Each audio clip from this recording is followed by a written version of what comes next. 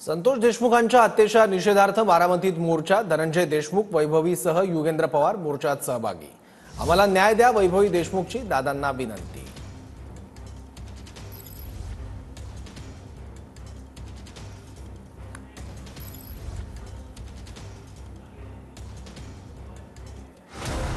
संतोष देशमुखांच्या हत्येच्या निषेधार्थ बारामतीमध्ये मोर्चा। धनंजय देशमुख, वैभवी देशमुखांसह युगेंद्र पवारही निषेध मोर्चात सहभागी।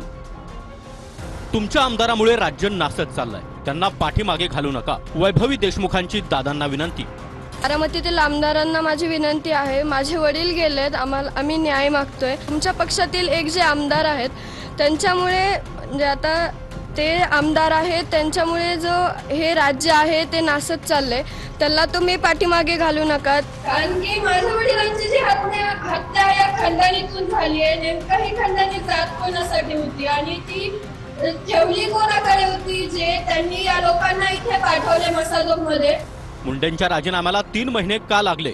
मुंडे दोषी असतील तर सह आरोपी करा, युगेंद्र पवार यांचं वक्तव्य। हे फोटो जे आज सत्तेत आहेत त्यांच्याकडे 3 महिने आधी पण असतील, तरी 3 महिने काही तिथं केलं गेलं नाही आणि आता त्यांचा राजीनामा घेतलाय। जर ते तिथं त्याच्यामध्ये सामील असतील, पोलीस आता चौकशी करतेय, सायबर सिक्युरिटी असेल, दुसरा पोलीसचा सायबर सेल असेल, जर त्यांचा ह्याच्यात हात असेल तर मग शेवटी कायदा आहे। मुंडेंच्या कार्यालयातून खंडणी खुनासाठी कट रचल्याचा जरांगे यांचा आरोप। खंडणीची बैठक मुंडेंच्या बंगल्यावर, मुंडे आरोपीच, अंबादास दानवे यांचा आरोप। पहिली बैठक जी सामूहिक कट रचला गेला त्याच्याच कार्यालयातून रचला गेला खंडणीसाठी आणि खुनासाठी। त्यामुळे धनंजय मुंडे सह आरोपी न करता तो मुख्य आरोपी करणं गरजेचं आहे, त्यालाही तपासात घेतलं पाहिजे सरकारनं। आणि पक्के पुरावे तपास यंत्रणेकडं ते 302 मध्ये धनंजय मुंडे असलेले पक्के पुरावे, जे सगळे पुरावे समोर येते याच्यात धनंजय मुंडेंना सह आरोपी केलंच पाहिजे। धनंजय मुंडेमुळे वाल्मिक कराड, नाही तर वाल्मिक कराड काय शक्ती आहे का, ताकद आहे का काही?